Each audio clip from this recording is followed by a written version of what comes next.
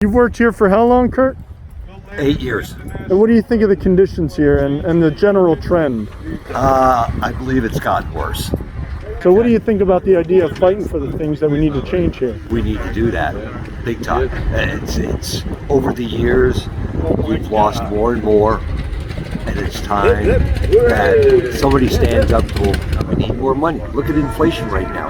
It's skyrocketing. You know, we got no COLA. I'm sure next contract, they're going to probably come after our health insurance and want to raise that again. So there's a lot of things that need to be fixed here. Well, what I'm trying to advance too is an international fight. So like Volvo, for example, is a multinational corporation, and they can the reality of the situation is they can shift labor wherever they want if we aren't united internationally. Correct. So what do you think about the idea of being united, like every Volvo plant workers being united, so that way we can, call them up and say, hey, they're trying to shift labor, block it, and then we do the same for them. Yeah. And that way these companies can't control us like this. Correct. I agree with that 100%. So it's something we need to do. We need to all band together to lock things up.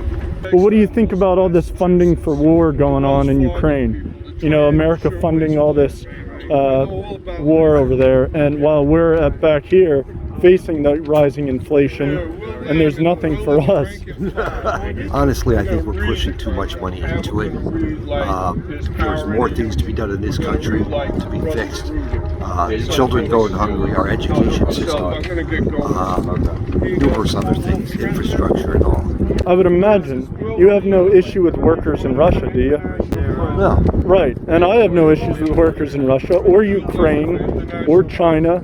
It's all these people at the top, the people that are basically controlled by, that represent the ruling class's interests, that are starting these wars. Politicians of both stripes, Yes. Oh, absolutely. I agree 100%. It's not just one or the other. It's both sides.